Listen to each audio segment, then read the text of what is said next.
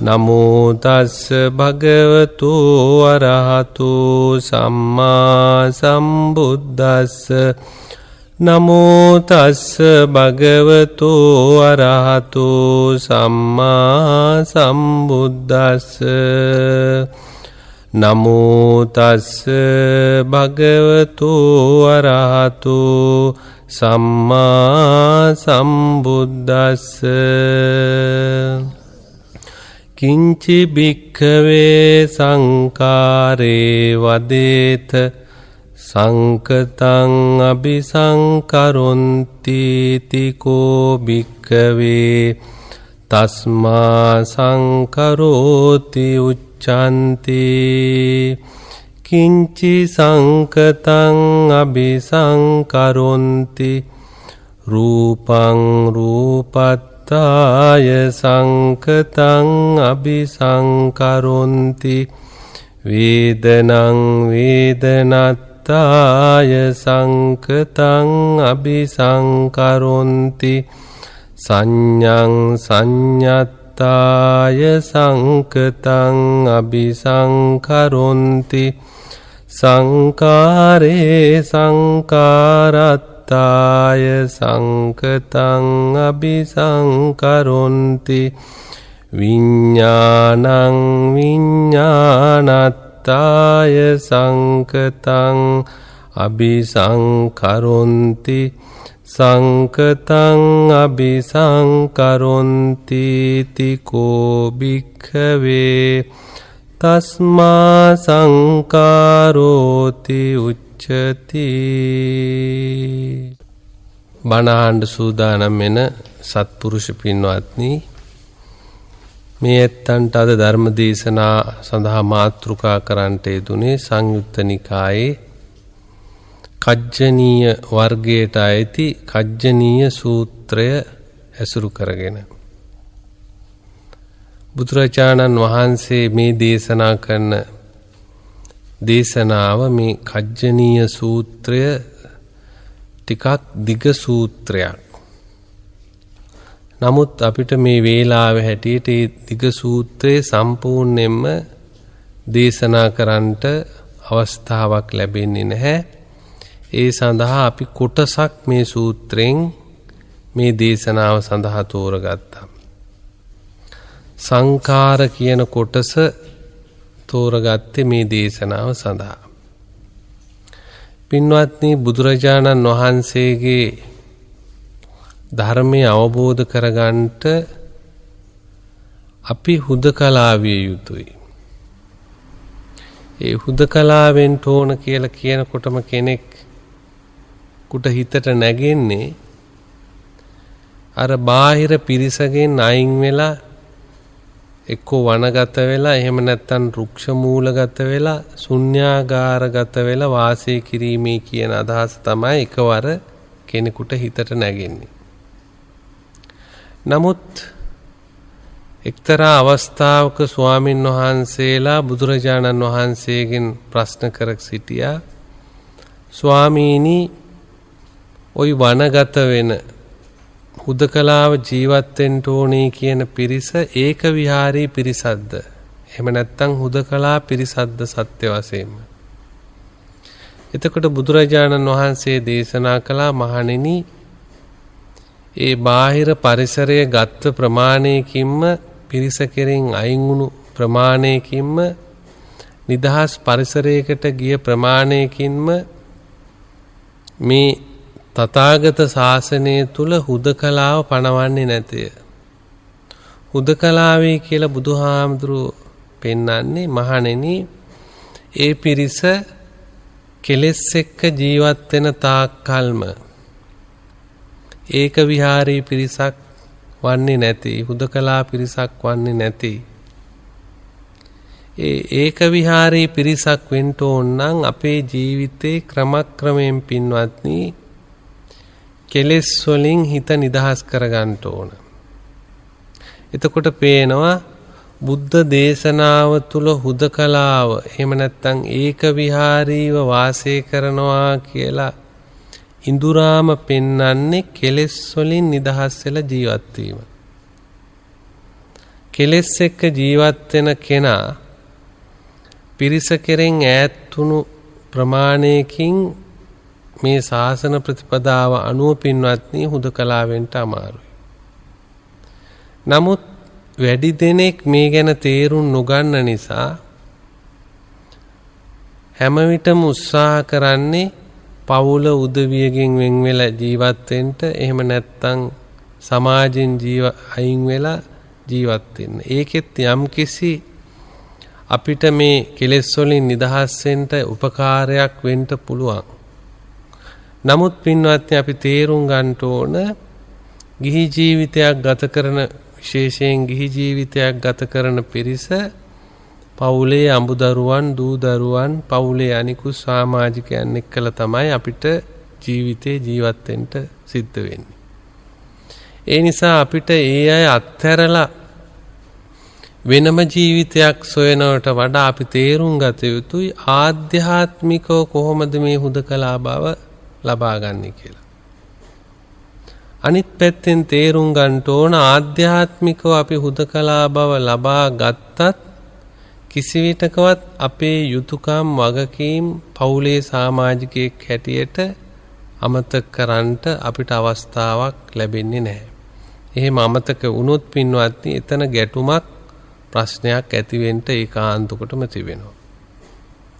ඒ නිසා වගකීම් යුතුයකම් ඉෂ්ට කරමින් පවුලේ සමාජිකයෙක් හැටියට ඉඳමින් සමාජයේ සමාජිකයෙක් හැටියට වාසය කරමින් අපි ආධ්‍යාත්මිකව හුදකලා වීමක් ගැන තමයි විශේෂයෙන් බුදුරජාණන් වහන්සේ අපිට දේශනා කරන්නේ. ඒ සඳහා කෙලෙස් වලින් කෙලෙස් තේරුම් අරගෙන පුළුවන් තරම් කෙලෙස් වලින් නිදහස්ව ජීවත් වීම තමයි එතනින් බුදුරජාණන් වහන්සේ අදහස් කළේ. එතකොට මේ කජ්ජනීය සූත්‍රයෙන් පෙන්වන්නේ පුණ්‍යවත්නි මූලික වශයෙන් රූප, වේදනා, සංඥා, සංඛාර, විඥාන කියන මේ ධර්ම සියල්ලක්ම සංකත ධර්මය. ඒ සංකත ධර්මයන් අபிසංකත ධර්මයක් බවට පත් කරගත්තු නිසා සංසාරයේ දිගින් දිගට මේ දුක පවත්වනවායි කියන එක තමයි බුදුහාමුදුරෝ දේශනා කළේ. එතකොට බුදුරජාණන් වහන්සේගේ දේශනාව තුල පින්වත්නි මේ ස්කන්ධ ධාතු ආයතන ආදී ප්‍රමුඛ කොට යමක් තියෙනවා නම් මේ ලෝකේ ඒ හැම දෙයක්ම සංකත ධර්ම හැටියට බුදුහාමුදුරෝ දේශනා කළා. සංකත ධර්ම කියලා කියන්නේ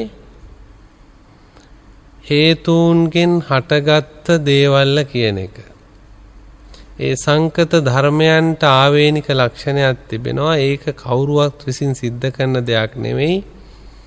ඇතිවීම නැතිවීම, උදයව්වය කියන එක. උදයබ්බ කියන වචනේ පාවිච්චි කරනවා. ඇතිවීමත් නැතිවීමත්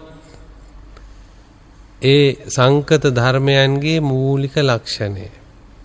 එතකොට පේනවා මේ ස්කන්ධ ධාතු ආයතන කියන මේ හැම දෙයක්ම බුදුරජාණන් වහන්සේ උගන්වන්නේ සංකත ධර්ම හැටියට.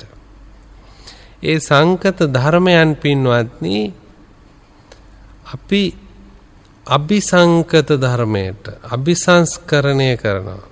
නැවත සංස්කරණය කරනවා. ඒ සංස්කරණය කිරීම තමයි මෙතන සංස්කාර කියලා බුදුහාමුදුරෝ දේශනා කරන්නේ. අபிසංකරොන්ති කියන වචනේ පාවිච්චි කරනවා. රූපත්තාය සංකතං අபிසංකරොන්ති. මේ රූපය සංකත ධර්මයක් වුණත් අපි අபிසංකරොන්ති නැවත රූපයක් බවට පත් කරනවා. මේ වේදනාව සංකත ධර්මයක් වුණත් ඒ වේදනාව අபிසංකරොන්ති වේදනාවක් බවට පත් කරනවා. මේ විදියට ඒක දුකක් බවට පෙරලා ගන්නවායි කියන එක තමයි බුදුරජාණන් වහන්සේ දේශනා කළේ. සාමාන්‍ය කෙනෙක් සසර දුකින් නිදහස් වෙන කෙනෙක් පින්වත්නි මේ වචනවල ඒ තරම් එල්ලෙන්න උවමනා කරන්නේ නැහැ. මොකද අපිට යමක් තේරුම් ගන්නට මේ වචන පාවිච්චි කළත් අපි මෙතෙන්දි තේරුම් ගන්න ඕන අපේ ජීවිතේ මෙතන සිද්ධ වෙන ක්‍රියාකාරීත්වය.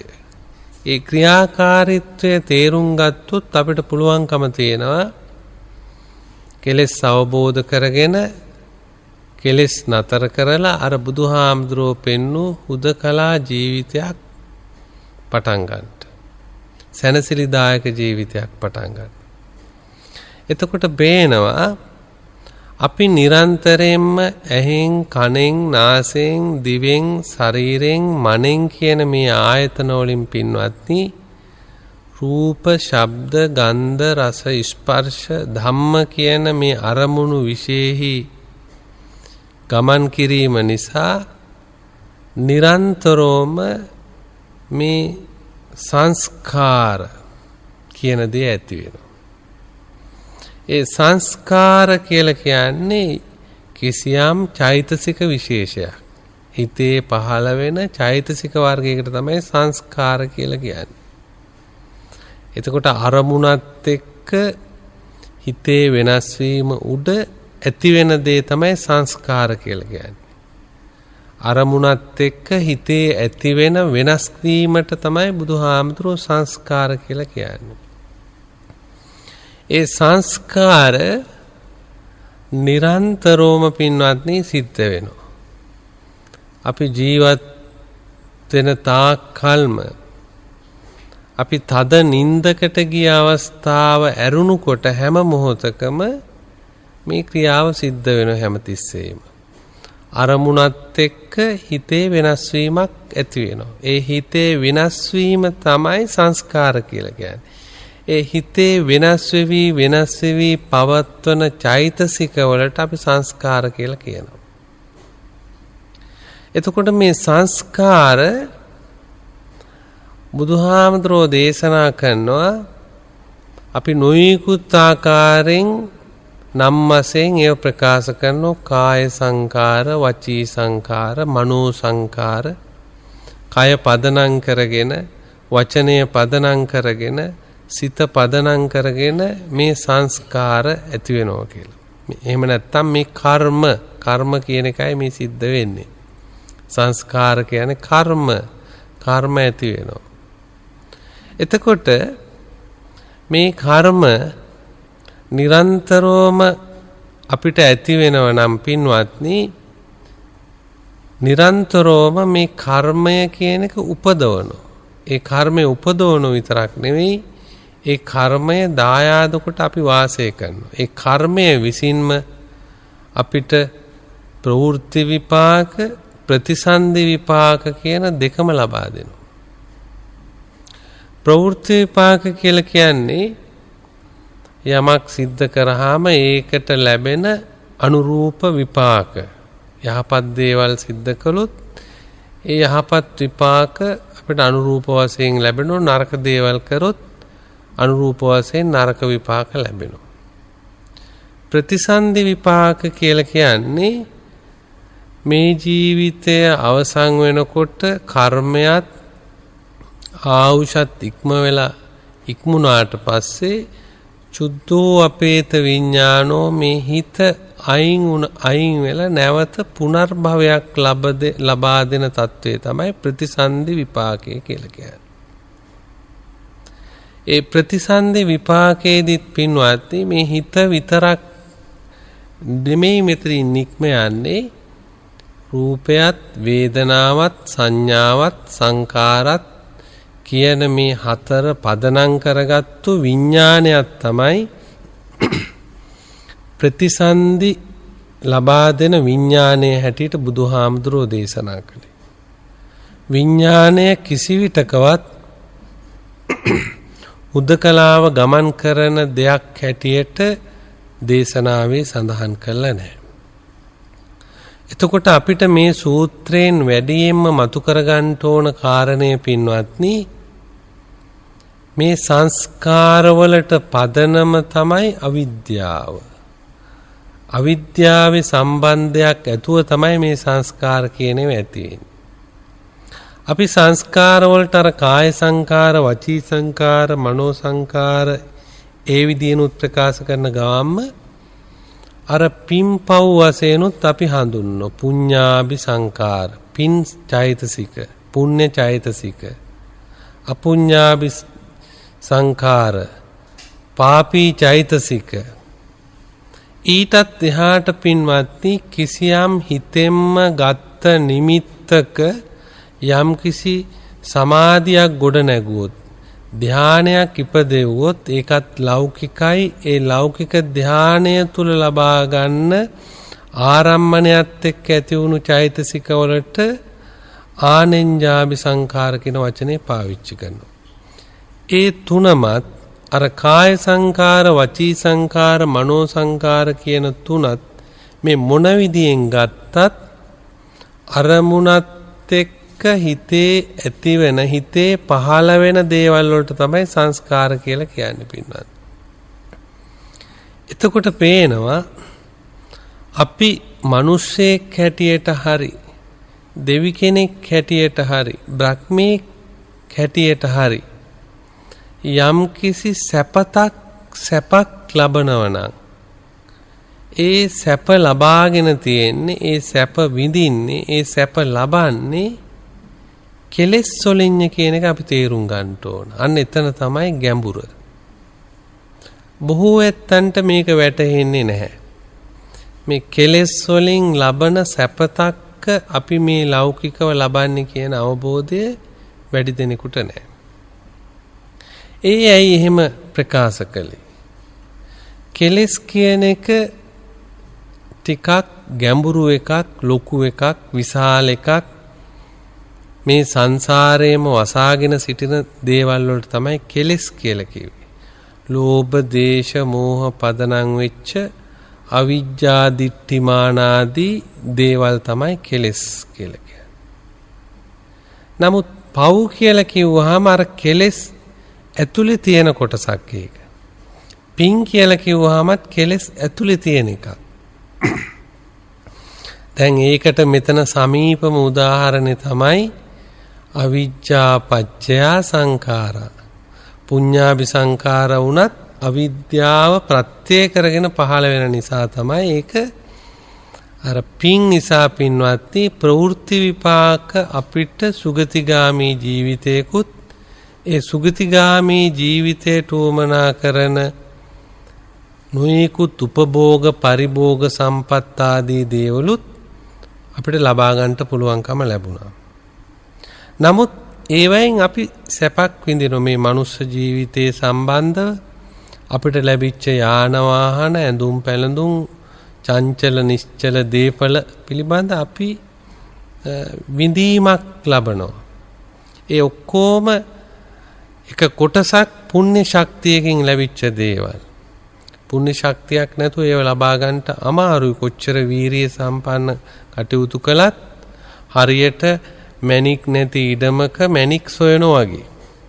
පුණ්‍ය ශක්තිය තියෙන එක්කනට ඒවා අර වීරිය කරනකොට පහසුවෙන් ලබා ගන්නට. නමුත් ඒ පැත්තට නෙමෙයි අපේ ධර්ම දේශනාව. මෙතින්දි මූලික අදහස හැටියට අපි ගත්තේ මොකද්ද? අපි සැපක් ලබනවා නම් ඒ සැප කෙලෙස් වලින් ලබා ගන්නපු සැපක් කියන එක. එතකොට මේ බණහන පිරිස සමහර විට රටේ වැඩි දෙනෙක් බය වෙන්න පුළුවන් මෙහෙම කිව්වහම කෙලෙස් වලින් ලබන සැප මොකද්ද කියලා. ඒ කෙලෙස් වලින් ලබා ගන්නපු සැප තමයි මේ ලෞකික සැප, සාමිස සැප. කෙලෙස් අත්තරල යම් සැපක් ලබනවා නම් අන්නේ සැපට අපි පාවිච්චි කරන නිරාමිස සැප කියන එක. ඒ සාමිස කියන එකත් අපි තේරුම් ගන්න ඕන. ඒ සාමිස කියන එක තුල පින්වත්නි තියෙන්නේ හිත තුල පහළ වෙන යම්කිසි රූපාරම්මණයත් එක්ක ලබන විඳීමක්. විඳීමක් තමයි එතන සැප කියලා කිව්වේ, සාමිස.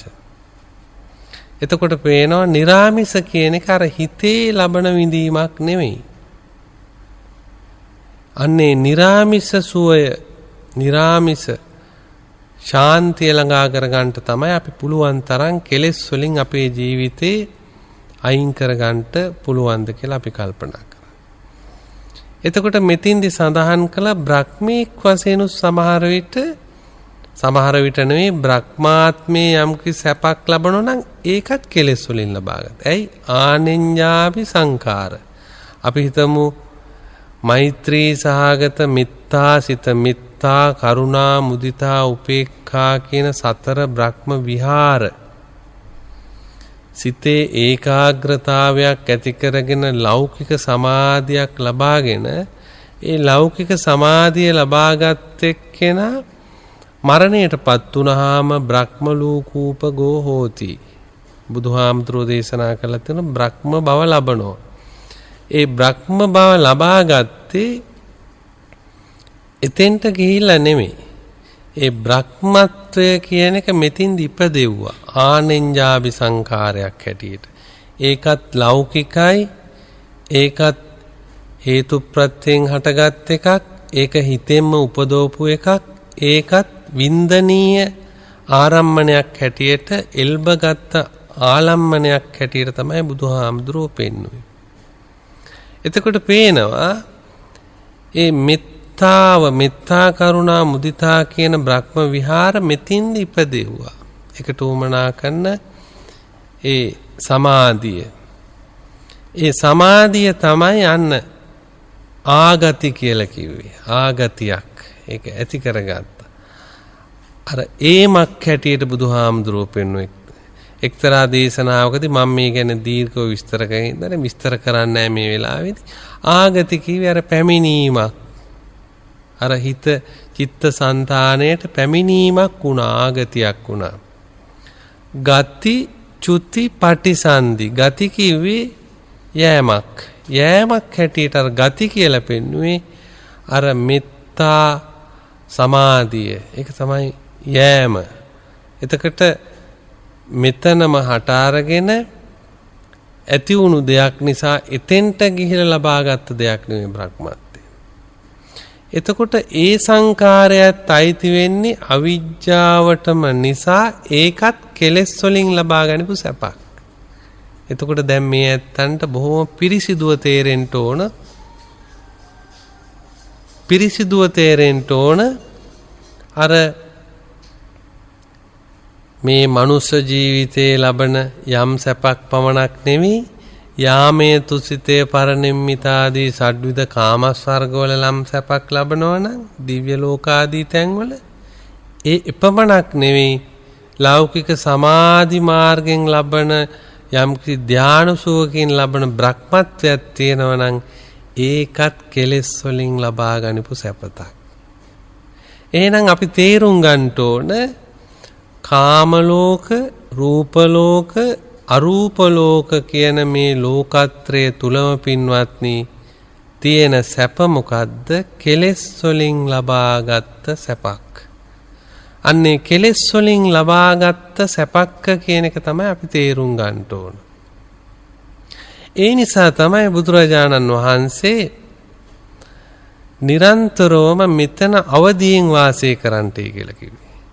රූප ශබ්දාදී අරමුණුත් එක්ක මේ හිත වෙනස් වෙන ආකාරය පිළිබඳ තේරුමක් ඇතුව අවබෝධයක් ඇතුව වාසය කරන්නයි කියලා බුදුහාමුදුරෝ දේශනා කළේ.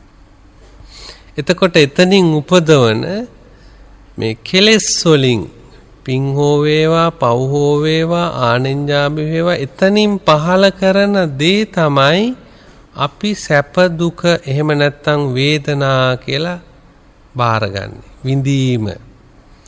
එතකොට විඳීම කියන එක කිව්වහම මේක සැපද දුකද කියනවට වඩා විඳීම් සහිත එකක් මේ ලෝකයා ලබනවා.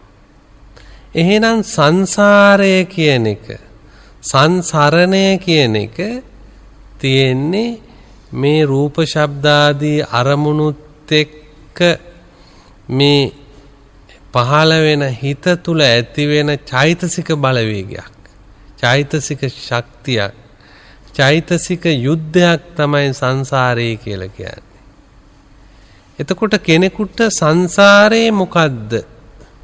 සංසාරේ මොකද්ද කියලා තේරුම් ගන්නට පුළුවන්කම තියෙන්නේ ඒක දිහා බැලුවොත් විතරයි. ඒක දිහා නිකම් බලන්න බෑ. ඒකට බුදුදහමේ පාවිච්චි කරන වචනය යෝනිසෝ මනසිකාරය, නුවණින් බැලීම, ප්‍රඥාවෙන් බැලීම. අර ප්‍රඥාවෙන් බලනකොට සංසාරය බලා ගන්න පුළුවන්. මොකද්ද සංසාරේ? කාමසිත පහල කරනවා, රූපසිත පහල කරනවා, අරූපසිත පහල කරනවා. ওই සිත් තුනේම ආරම්මනවල තියෙන්නේ මොකද්ද? විඳීම. ඒ විඳීම අන්න කෙලෙස් වලින් ලබන විඳීමක් හැටියට තමයි බුදුරජාණන් වහන්සේ දේශනා කරන්නේ. එතකොට පින්වත්නි,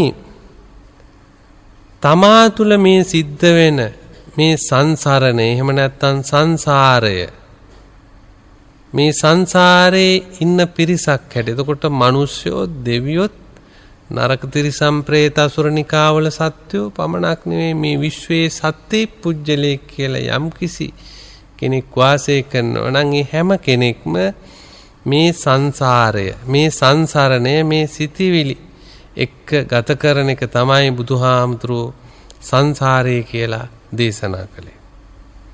ඒ නිසා තමයි අපි නැවත නැවත මේ ඇත්තන්ට ප්‍රකාශ කරන්නේ සංසාරය කෙනෙකුගේ දිගද, සංසාරයේ කෙනෙකුගේ කොටද, සංසාරේ ඉවර කළද කියලා පරීක්ෂා කරගන්න පුළුවන්කම ලැබෙන්නේ Tamanටම. ඒ මොකද මේ සංසාරය මහා පෘථිවිය හෝ මේ විශ්වය පදනම් කරගත්තු දෙයක් නෙමෙයි, මහා සාගරය පදනම් කරගත්ත දෙයක් නෙමෙයි, ගහකොළ ඇලදොල මේ ද්‍රව්‍ය පදනම් කරගත් එකක් නෙමෙයි. මේ සිතිවිලි යුද්ධයක් තුල, එහෙම නැත්නම් මේ සිතුවිලි ක්‍රියාකාරීත්වයක් තුල තියෙන දෙයක් නිසා ඒක තම තමා වෙන වෙනම තෝරගන්න ඕන දෙයක් හැටියට බුදුහාමුදුරුවෝ දේශනා කළා. එතකොට පේනවා මේ සිතිවිලි යුද්ධය පින්වත්නි, යම් කිසි කෙනෙක් තේරුම් ගත්තොත්, එහෙම නැත්නම් මේ සංස්කාර කියන එක තේරුම් ගත්තොත්, බුදුහාමුදුරුවෝ දේශනා කරා වය ධම්මා සංඛාරා අප්පමාදේන සම්පාදේත. මේ සංස්කාර අත්හරින්න ඕන දෙයක්, සංස්කාර අල්ලන්න ඕන දෙයක් නෙවෙයි. ඒක අප්‍රමාදීව කළ යුතු දෙයක් හැටියට බුදුහාමුදුරුවෝ දේශනා කළා. එතකොට පේනවා මේ සංස්කාර උපදවමින් නැවත නැවත මෙතන මේ කර්ම, එහෙම නැත්නම් කෙටියෙන් කියනවා නම් කර්ම උපදවමින් වාසය කරන මේ සියලුම සත්‍යෝ.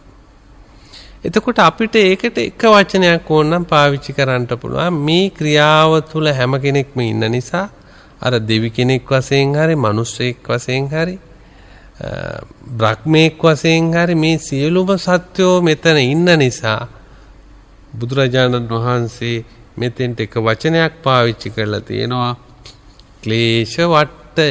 මොකද්ද? ක්ලේශ වට්ටය. අපි සියලු දෙනාම ඉන්නේ ක්ලේශ වට්ටයක් තුල.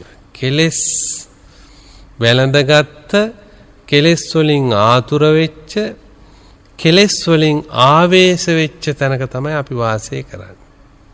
එතකොට මේ කෙලෙස් වලින් ආතුර වෙච්ච මේ සත්‍යයට පින්වත්නි, යථාභූත තත්ත්වය වැටහෙන්නේ නැහැ. බුදුරජාණන් වහන්සේ උගන්වන ඥාන මාර්ගය තමයි යථාභූත ඥාන දස්සන මාර්ගය. යථාභූත ඥාන දස්සන මාර්ගය පේන්නේ නැහැ. ඇයි? මෙතන කෙලෙස් වලින් ආතුර වෙලා, මත් වෙලා, උම්මත්තක වෙලා ඉන්නවයි කියලායි බුදුහාමුදුරෝ දේශනා කළේ. එතකොට ඒ මොකද එහෙම වෙන්න හේතුව? මේ ක්ලේශ වටේ ඉන්න සත්‍යෝ නිතරම කල්පනා කරන්නේ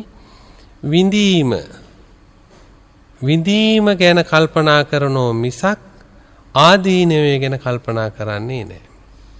එතකොට පේනවා මේ කෙලෙස් වලින් ලබන සැප තුල පින්වත්නි, අර විඳීමට වඩා ආදීනවය මහත් කොට බුදුරජාණන් වහන්සේ දේශනා කළා තියෙනවා. ස්වල්ප ආදීනවයකුත් බහු ආදීනමයකුත් බුදුරජාණන් වහන්සේ දේශනා කළා තිබෙනවා. ඒ නිසා තමයි අර ලබන ස්වල්ප විඳීම ඊටාම ස්වල්ප එකක්. ඒ ස්වල්ප විඳීම විසින් මේ සත්වයා නැවත නැවත මේ සංස්කාර ලෝකයට මෙහෙවනවා. මේ සංසාරයට මෙහෙවනවා. නැවත නැවත මේ සංසාරයට මෙහෙවන ගතිය ඒක තුලම ඇති කරනවා.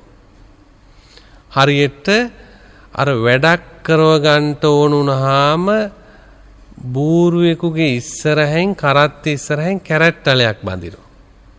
ඒ බැඳහම මොකද කරන්නේ? ඒක බැඳලා තියෙන්නේ. එයාට අඩියක් විතර මෙහෙන් අර බර ගැන එයාට කල්පනාවක් වෙන්නේ නැහැ. අර කැරට්ටලේ කොහොම හරි ගන්න ඕනේ කියලා ඉස්සරහට දුවනවා. දුවනකොට අර ස්වාමියා තමන්ගේ වැඩේ කරගන්නවා. බර ඇද ගන්නවා. මොකද එයා බලන්නේ අරක කොහොමද ඉක්මනට අරගෙන අනුභව කරන්නේ. කන්නේ කියන එක තමයි ඒ බූරුව කල්පනා කරන්නේ.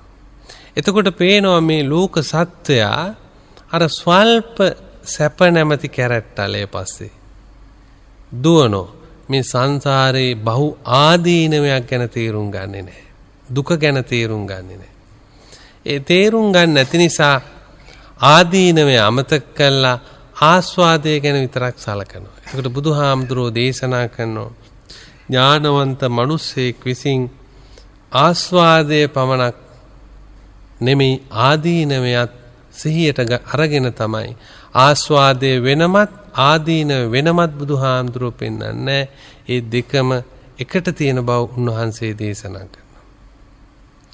ඒ නිසා තමයි ඥානවන්ත බෞද්ධෙක් මේ සංසාරයේ මෙතනින් අවබෝධ කළා නම් මේ මනුස්ස ජීවිතේ අර සුගතිගාමී තැන්වලට යන්නේ කියන පටු අදහසක් එන්නේ නැහැ.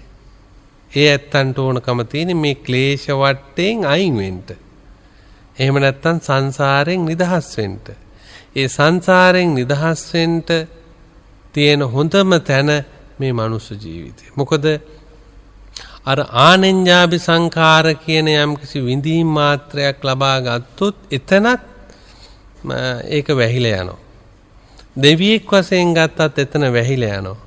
ඊට පහලින් ඉන්න නරක තිරිසන් പ്രേත අසුරාදී වශයෙන් අර පහල කරන යම් චෛතසික ආදී දේවල් තියෙනවා නම් ඒවත් කාම ලෝක හැටියටයි පෙන්වලා තියෙන්නේ. සතර අපායත් කාම ලෝකයක්.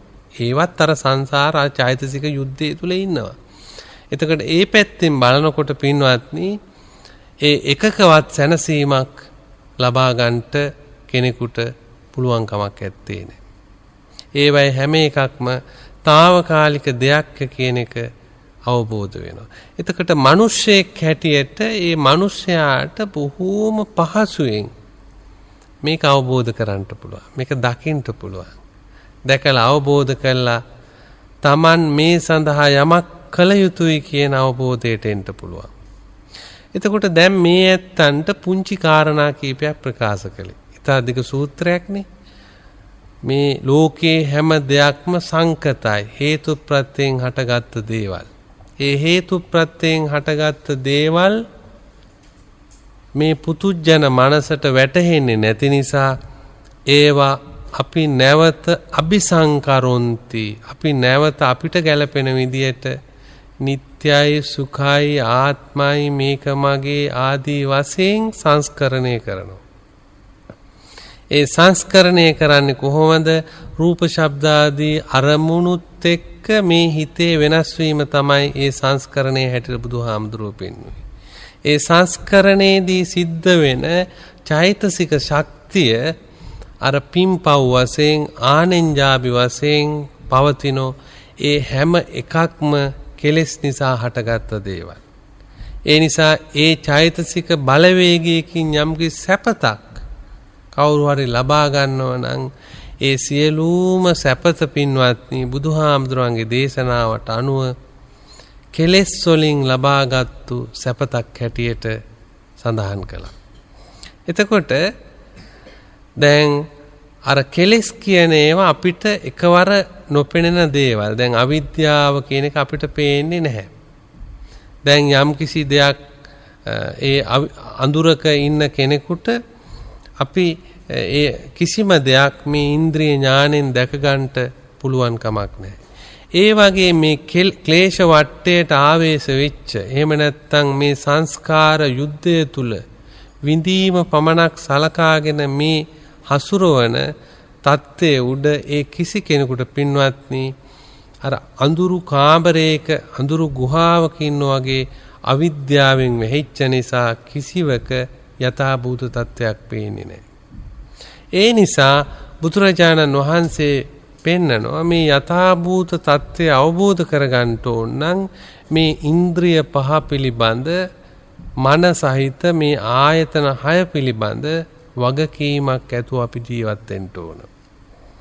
කොච්චර යම් දේවල් අපි කටපාඩම් කළත් ඒ කටපාඩම් කරන ධර්මවලට වඩා වැඩි අවධානයක් යොමු වෙන්න ඕන මේ බඹයක් පමණ ලෝකයේ තුල මේ ක්‍රියාත්මක වෙන මේ ස්වභාවය. ඒ ස්වභාවය තේරුම් ගත්තොත් අන්න එයා හොඳම වගකීම බාරගත්ත කෙනෙක් බවට පත් වෙනවා. ඇලීම් ඇතිවෙන්න එයින් දුකම හට ගන්නවයි කියන එක තේරුම් ගන්න ඕන. ගැටීම් ඇතිවෙන්න දුකම හට ගන්නවයි කියලා තේරුම් ගන්න ඕන. මුලා වීම කියලා කිව්වේ යථාර්ථය නොදන්න තත්ත්වේ නිසා එතනත් ඇලීමමයි ඇති වෙන්නේ. මේ ආදී වශයෙන් බලනකොට මේ කජ්ජනීය සූත්‍රයෙන් බුදුරජාණන් වහන්සේ පෙන්වුවා මේ සංස්කාර වලින්ම හටගත්ත දෙයක් මේ රූප වේදනා සංඥා සංකාර විඥාන කියන මේ ස්කන්ධ පහම. එහෙනම් මේ සංස්කාර වලින්ම හටගත්ත දේ නැවත නැවත ඒව තුලින්ම සංස්කරණය කරමින් ගමන් කිරීම තමයි බුදුරජාණන් වහන්සේ සංසාරයේ හැටියට දේශනා කරන්නට යෙදුනේ. එතකොට රහතන් වහන්සේ කියලා කිව්වේ මේ විරත්ත චිත්තා ආයතිකේ බවස්මින් විසංඛාර ගතං චිත්තං තණ්හානං කය මජ්ජගාති. අර විසංඛාර කිව්වේ උන්වහන්සේ සංඛාර උපදවන්නේ නැහැ. ඒ සංස්කාර උපදවන්නේ නැති එක තමයි තණ්හාවෙන් නිදහස් වුණා කියලා කිව්වේ. එතකොට යම් කෙනෙක් තණ්හාවෙන් නිදහස් වෙනවා කිව්වේ මේ සංස්කාර ලෝකයේ තේරුම් අරගෙන අපිට සංස්කාර අත්හරින්න පුළුවන් නම් අන්න තණ්හක්කයෝ නිරෝධෝ ආදී වශයෙන් බුදුහාමුදුරෝ දේශනා කළ නිවන හැටියට දේශනා කළේ එතන. එහෙනම් දුකට හේතුවත් නිවීමත් නිවන් මාර්ගයත් කියන මේ චතුරාර්ය සත්‍යයම මේ බඹයක් පමණ ලෝකයේ තුල බුදුහාමුදුරෝ පැනවීමේ සාධාරණත්වය මේ ඇත්තන්ට මේ මොහොතේ තේරෙන්න ඕන. තාවතා චම්මේහි සම්භතං පුඤ්ඤ සම්පදං සබ්බේ දේවා අනුමෝදන්තු සබ්බේ භූතා අනුමෝදන්තු සබ්බේ සත්තා අනුමෝදන්තු සබ්බ සම්පත්ති සිද්ධියා. ධර්ම ශ්‍රවණේ කිරීමෙන් මිය පරලෝකීය සියලුම ඥාතීන් ඇතුළු මේ සෑම දෙනාටම උතුම් නිවන් සම්පත්තියම අවබෝධ වෙත්වා.